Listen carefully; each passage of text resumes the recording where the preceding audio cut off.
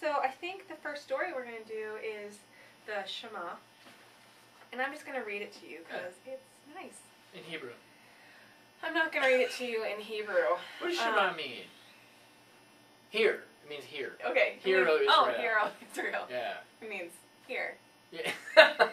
With your ear, not like hear, right. O Israel. Right. Yeah. We don't have a kid mix up again like in our other one. The boiling kids, yeah. Yeah. Okay, so here it is. And this is in Deuteronomy chapter 6, verses 4 through 9. So just 5 verses, not a big deal. Hear, O Israel, the Lord is our God, the Lord alone. You shall love the Lord with your God with all your heart, with all your soul, with all your might. Keep these words that I am commanding you today in your heart.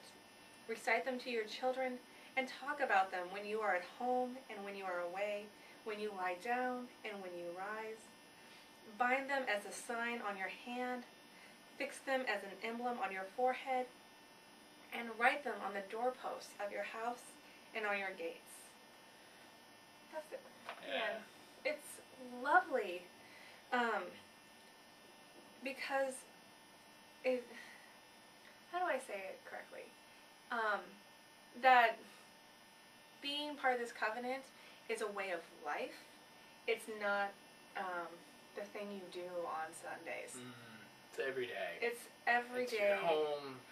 It's kind of just like your atmosphere that you're walking through. It's the air you're breathing in and out. It's what you're talking about, and that all of life can be related back to this covenant. Yep. Yeah. In Orthodox Jewish communities, Mm-hmm. I mean, they make mezuzahs, they make tefillin, they have contemporary practices, all literally trying, to remind themselves on their bodies, at their homes on a daily basis. Yeah, sometimes when you enter a Jewish family's home, you'll see a little scroll, like it's rolled up, and it's nailed on their door. It's the Shema. Yeah. This text. Nice. All see family language right in there. So that's the Shema. Great. Second story. The Wandering Aramean Speech. This is in I turned to the wrong one. Deuteronomy 26, 1 through 11, and I was reading this over today, and you initially think that it's about tithing, and this is where we get our ideas of tithing, and about giving your first fruits to God because God has blessed you so richly. But it is also a quick summary in just a couple verses of the whole history of what's going on. In it, Moses is kind of recapping that the God that is blessing you today is the God that talked to Abraham, that brought you out of Egypt, that has delivered you through the wilderness, and that will keep on sustaining you. Moses is agreeing with you. Well, he should. It's his words. And so in this way you can really see how the context of the writing in the 7th century really comes to play here, where it's a totally separate book, and this is a summary of the other books in a nice, quick recap. And I think, I know one of the things that moves me about the speech is it talks about Abraham, our wandering Aramean, it's our ancestor. And so when we read the speech, it's not just about some guy, some historical figure, but he becomes our grandfather. And just the family. Yeah.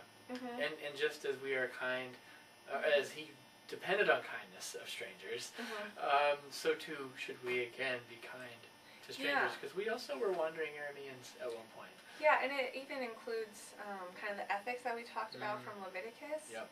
That those first fruits that go to the priests or to the temple, what now is to the church, also to me. Also, are you coming on that trip to Bermuda? I am. The special. Nothing. Never mind. We'll edit that out. But in that is included that you give to the Levites, the priests and also the alien. Yeah. That within that there's already this concept of charity built in to what our tithes and our offerings are supposed to be doing. And I noticed, I was watching over our videos again. Mm-hmm. I use the word alien all the time. Uh-huh. Alien does not mean little green people that came down from Mars. It means non-Israelites. Mm-hmm. So people who are foreigners in the Israelites' midst. So for in a church context, it would mean people that are not your members.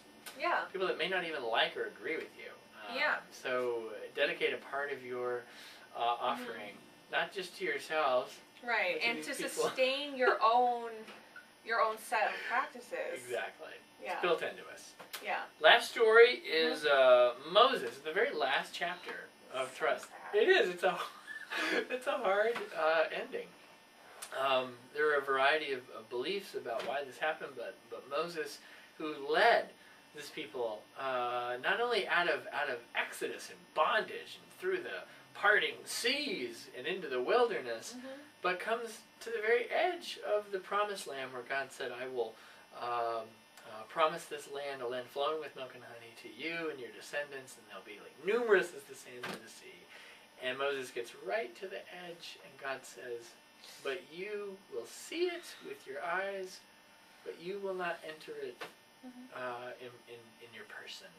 And so Moses dies after he gives these 5 sermons and prepares his people to go into the land, but he himself never gets to taste it.